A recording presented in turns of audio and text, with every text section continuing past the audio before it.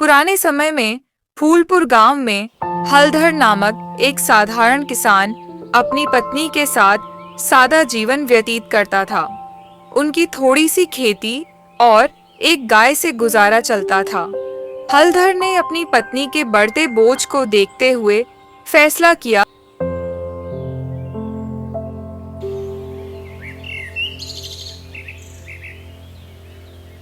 देखो, अब तुम सिर्फ घर का काम किया करो, बाहर का मैं देख लूंगा।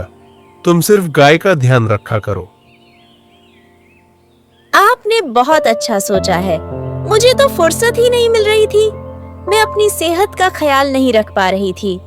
मुझे थोड़ी फुर्सत मिल जाएगी तो घर बारे में भी सोच सकूंगी।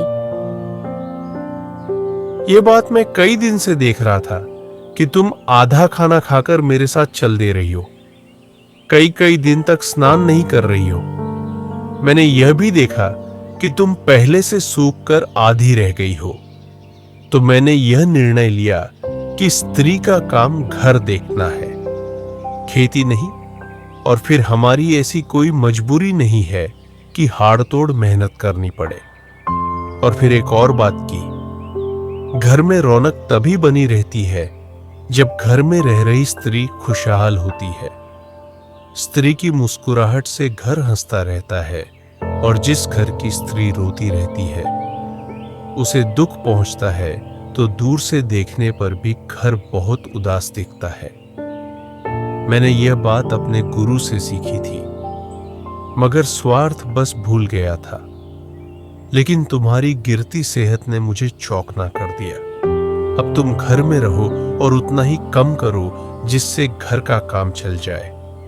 जितना काम पर ध्यान, उससे दुगना सेहत पर ध्यान हमारे अंदर जान है, तभी तक जहां है।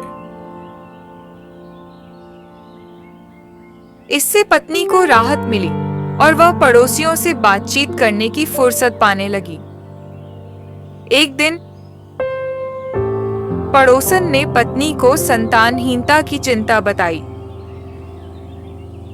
बहन, बुरा मत मानना। मैं देख रही हूँ कि आपके विवाह के पूरे 5 साल हो गए हैं, फिर भी तुम्हें कोई औलाद नहीं हुई है, जबकि मैं 8 साल पहले आई थी और हमारे अब तक 3 बच्चे हैं। तुम्हें इस बारे में भी कभी ध्यान से सोचना चाहिए। बहन, तुम ठीक कह रही हो। मैंने कभी इस पर विचार ही नहीं किया। मुझे कभी काम से फुर्सत ही नहीं मिली, मगर अब अपने पति से इस पर बात करूंगी। इलाज की जरूरत पड़ी तो वह भी करा लूंगी।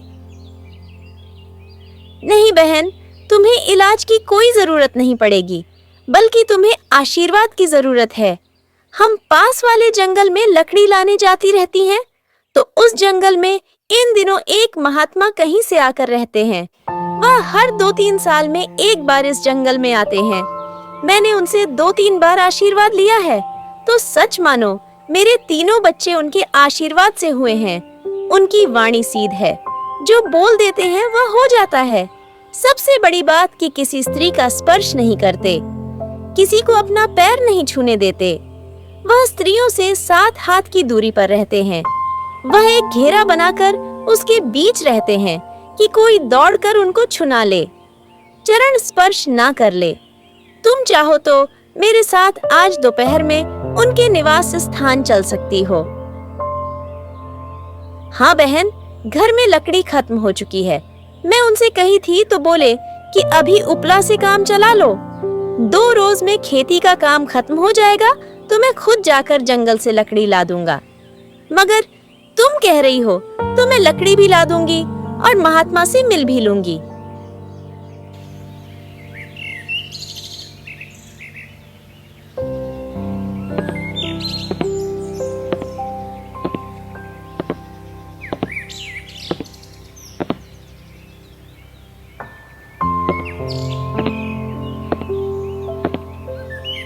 माताओं, तुम लोगों को क्या समस्या है?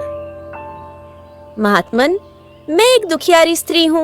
मेरे विवाह को 5 साल हो गए हैं, मगर मेरी गोद नहीं भरी है। बाबा, आप पहुँचे हुए महात्मा हो। आपके आशीर्वाद मात्र से मुझे पुत्र की प्राप्ति हो जाएगी। माता, मैं इसमें क्या कर सकता हूं? मेरा काम तब ध्यान करना है, भगवान का भजन करना है। मुझे गृहस्थों से क्या मतलब? तुम लोग अपने घर जाओ, पुत्र प्राप्ति के लिए अपने पति से बात करो। इस काम में तुम्हारा कोई मदद नहीं कर सकता। तुम गजब बेवकूफ स्त्री हो, पुत्र के लिए दूसरे पुरुष के पास आ गई हो। महात्मा, मैं एक ब्रह्मचारी हूं, स्त्रियों से दूर रहता हूं। तुम इस जंगल में रह रहे महात्मा हो या कोई नकली आ गए हो? तुम्हें स्त्रियों से ऐसी बात करते शर्म नहीं आती? मैं तुम्हारी दाढ़ी में आग लगा दूंगी। भांड में गया तुम्हारा आशीर्वाद। मुझे तेरे आशीर्वाद की कोई जरूरत नहीं है। गुंडे बदमाश साधु बनकर जंगल में आ जाते हैं और स्त्रियों को अकेली पाकर गंदी बातें करते हैं।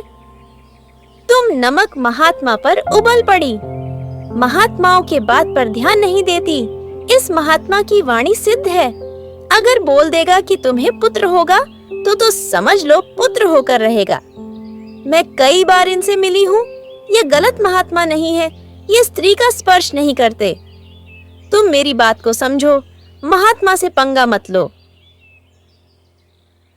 मुझे किसी आशीर्वाद की अब जरूरत नहीं है। मुझे नहीं चाहिए नाजायज तरीके से पुत्र। मैं पुत्र के लिए किसी पाखंडी के सामने समर्पण नहीं कर सकती। माता, तुम नाराज ना हो। मेरी आदत ही है ऐसे बोलने की। मेरा आशीर्वाद देने का तरीका थोड़ा अलग है। माता, मैं तेरे इस व्यवहार से भी अति प्रसन्न हूं। मैं तुझे छिदाने के लिए ही कटु वचन बोला था। तुम इस क्रोध भरी मुद्रा में बहुत अच्छी लगती हो। मैं तुझे आशीर्वाद देता हूं कि तुम आज के दवे महीना में एक तेजस्वी पुत्र की माता बन जाओगी, मगर वह तेजस्वी अलग किस्म का होगा। पत्नी खुश होकर घर लौटी, लेकिन हलधर को चिंता हुई। तुम महात्मा से बदतमीजी कर दी हो, इसलिए उन्होंने पुत्र होने का वरदान दे दिया है, लेकिन उसमें एक पूछला जोड़ दिया है कि पुत्र अलग किस्म का चतुर होगा। तुम उनकी बात का अर्थ नहीं समझती। उनकी बात का सही अर्थ यह है कि बेटा ठग या धोखेबाज बनेगा। तुम्हारी गलतियों को उन्होंने माफ नहीं किया है, बल्कि सजा दी है। पहले बच्चा आ जाने दो, फिर उसका हम निदान भी ढूंढ निकालेंगे। महात्मा 2-3 साल में फिर जंगल में पधारेंगे, तो उस बार ऐसी झिड़की लगाऊंगी कि उनकी अक्ल ठिकाने आ जाएगी। समय बीता और पत्नी को एक सुंदर पुत्र गिरधर प्राप्त हुआ। लेकिन जैसे जैसे गिरधर बड़ा हुआ, वह चोरी और हाथ की सफाई दिखाने लगा। बचपन से ही वह पड़ोसियों का सामान गायब कर देता, जिससे माता पिता चिंतित हो उठे। अरे, आप सुनते हो जी? अरे, हलधर पड़ोस में हाथ साफ करने लगा है। आप इसे अपने से दूर मत रखिए, वरना किसी दिन हमारी इज्जत मिट्टी में मिल जाएगी। उस महात्मा का क्या हुआ? आज तक फिर कभी नहीं आए। हाँ, वह फिर कभी नहीं आए। शायद अब जिंदा भी ना हो। अगर जीवित होते तो आ गए होते। अब एक ही उपाय है कि हम बेटे की रखवाली खुद करें। गिरधर के बापू हलधर ने उसे अपने साथ खेत ले जाना शुरू किया, लेकिन वहां भी वह चोरी करता रहा। 18 वर्ष की आयु में गिरधर एक पड़ोसी के घर चोरी के इरादे से घुसा, जहां उसे लड़की के कमरे में बंद कर दिया गया। सुबह पकड़े जाने पर गांव वालों ने उसकी पिटाई की और पंचायत ने हलधर को या तो बेटे को त्यागने या खुद गांव छोड़ने का आदेश दिया। या तो बेटे को गांव से बाहर करो या तुम खुद परिवार के साथ गांव छोड़ दो। मैं जिंदगी भर गांव वालों के साथ सुख दुख में रहा हूं और मरते दम तक गांव वालों के साथ रहूंगा। आज के बाद मुझे गिरधर से कुछ लेना देना नहीं है। आप लोग गिरधर की किसी गलती के लिए मुझसे उल्हाना नहीं देंगे। बल्कि इसे राज दरबार ले जाकर फांसी चढ़वा देंगे। मुझे कोई एतराज नहीं होगा। हलधर ने गांव वालों के प्रति अपनी निष्ठा दिखाते हुए गिरधर को त्याग दिया और उसे गांव से निकाल दिया।